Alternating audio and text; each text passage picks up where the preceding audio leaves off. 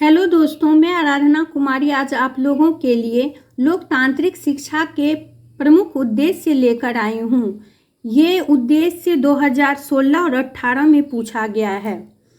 भारत एक लोकतांत्रिक देश है। भारतीय संविधान की प्रस्तावना में भारतीय समाज का एक रूप प्रस्तावित किया गया है।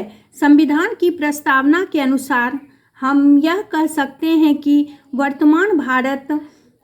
वर्तमान भारतीय समाज की निम्नलिखित विशेषताएं हैं।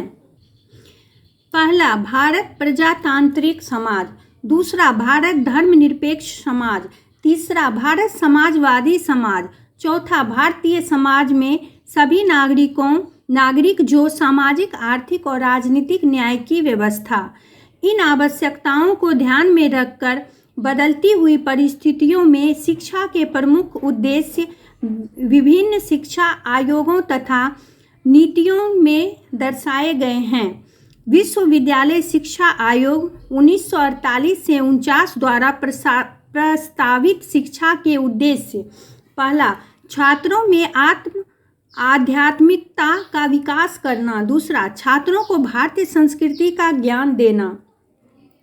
तीसरा, छात्रों को अच्छी नागरिक बनाना। चौथा, छात्रों को विभिन्न क्षेत्रों में नेतृत्व के लिए तैयार करना। पांचवा, छात्रों में विश्व बंधुत्व की भावना का विकास करना।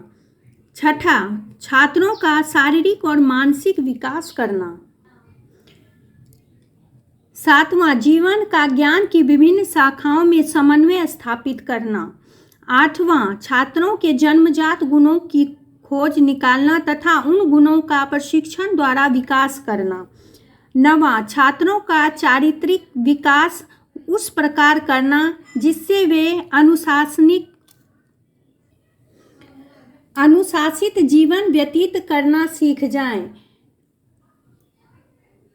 10वां, छात्रों को समाज के साथ समन्वय स्थापित करने योग्य बनाना। संविधान में बताई गई गणतांत्रिक आवश्यकताओं को ध्यान में रखते हुए शिक्षा आयोग ने माध्यमिक शिक्षा के निम्नलिखित उद्देश्य बताए हैं।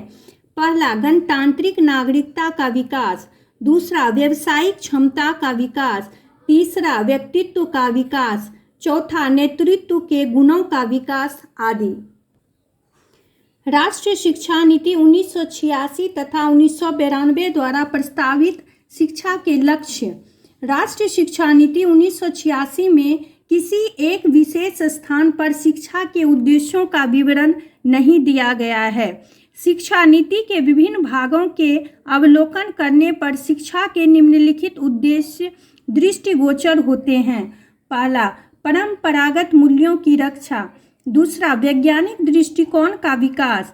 तीसरा, जनशक्ति का विकास। चौथा, समाजवादी मूल्यों का विकास। पांचवां, धर्मनिरपेक्षता के मूल्यों का विकास।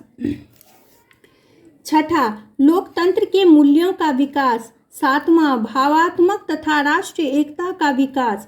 आठवां, व्यावसायिक क्षमता का विकास। नवां, अंतर्राष्ट्रीय भावना का विकास आदि।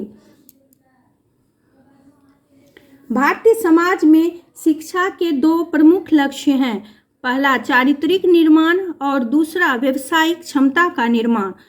पहला, चारित्रिक निर्माण शिक्षा का प्रमुख उद्देश्य लोगों का चरित्र निर्माण है। शिक्षा चरित्र निर्माण का प्रमुख साधन है। दोस्तों, मेरी यह वीडियो आप लोगों को अच्छी लगी हो तो please like, share and subscribe करें।